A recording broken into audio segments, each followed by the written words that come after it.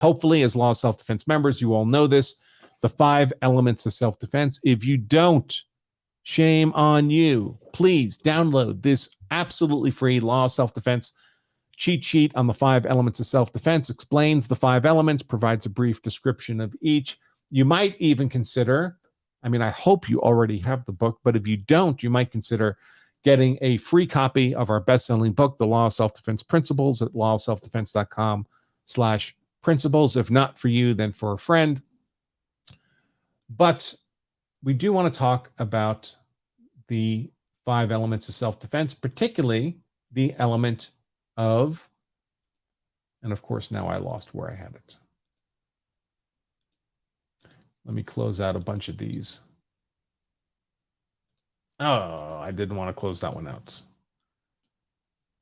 I confused my files. Let's see. That 5 elements of self-defense cheat sheet, wherever I put it. I guess I'll have to open it up again.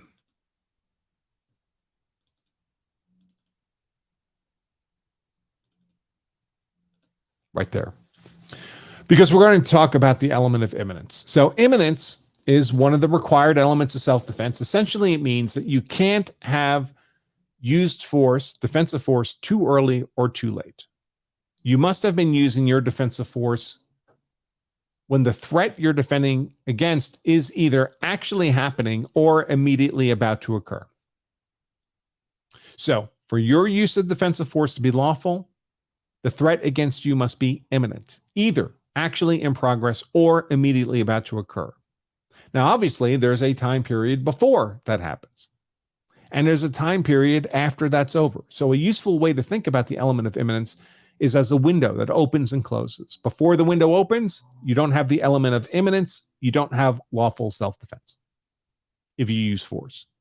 After the window closes, you no longer have imminence. You no longer have a legal justification for your use of defensive force. So it's kind of a Goldilocks period. You have to time your use of force just right. Now, if you use force too early, and that happens all the time, because people get genuinely scared of something, of someone. And because they're scared, they jump to a defensive use of force under circumstances where arguably the threat was not yet an imminent threat, a threat actually occurring or immediately about to occur. And this can commonly happen if the person threatening is threatening with a contact weapon, with a club or a knife or a fist or a foot, a boot. But they're so far away that they're not immediately able to bring that threat to bear. They're not yet an imminent threat. And for those interested, you can look into the tool or drill for a useful metric for evaluating the relevant distance at which a person with a contact weapon becomes an imminent threat. Sometimes, of course, people use force too late. So they were being threatened imminently with unlawful force, and their brain is saying, defend yourself. And maybe they get their gun out and now they're unsure. They haven't thought this through ahead of time. They're thinking it through in the moment of crisis. And sometimes if it's on video, you can almost see the wheels spinning in their head like a car tire spinning in mud. They can't decide. And then finally the wheel gets traction and they make the decision to fire the shot. At which point their attacker is running away because the attacker saw the gun come out, decided they didn't want to be in a gunfight because they left their gun at home. And they're running away, and the attacker ends up getting shot in the back as they're fleeing when they were no longer an imminent threat that would justify the use of deadly defensive force. So you don't want to use force too early. You don't want to use force too late because it could no longer be lawful. But of course, there's another danger to using force too late. And that is not the legal danger, but the tactical danger. That if you wait too long to defend yourself against that act of aggression, well, then you're dead. Then the aggressor has brought his force to bear against you. Whether it's a club or a knife or a fist or a boot or a gun, whatever the case may be. And of course, we should be reluctant to use deadly defensive force on another human being. Certainly don't be getting into fights you don't need to be getting into. Don't be shooting people you don't need to be shooting. But there can come a time in the fight when you have to flip that switch from 0 fighting to 150% fighting.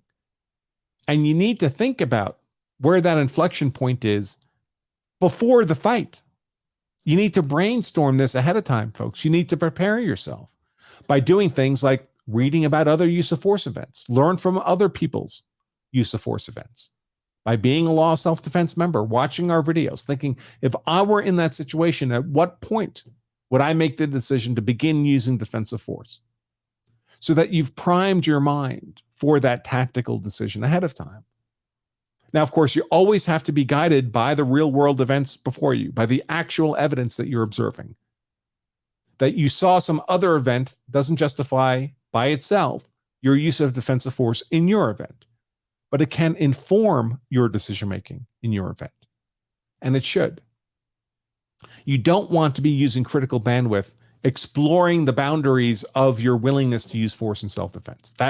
That should be defined well ahead of time, if you're prudent, because we don't tend to make better decisions under stress. We tend to make worse decisions. And your bandwidth, your mental bandwidth, is already going to be extremely constrained just by the stress of the violent encounter you find yourself in. So I'm going to share 2 videos. Again, I caution, people die in these videos. One of them involves a man with a large stick attacking a police officer who's got his gun out. He's got the stick wielder at gunpoint, and the stick wielder is still attacking him with the stick. The second video involves the killing of Kyle Dinkheller. Dinkheller was a police officer who made a traffic stop back in 1998 and tragically was killed, was murdered by the man he stopped. Many of you have probably seen that video, but you may not have seen it before in a way that is documentary for you being a defendant in a criminal trial, which is part of what we're doing here in today's show.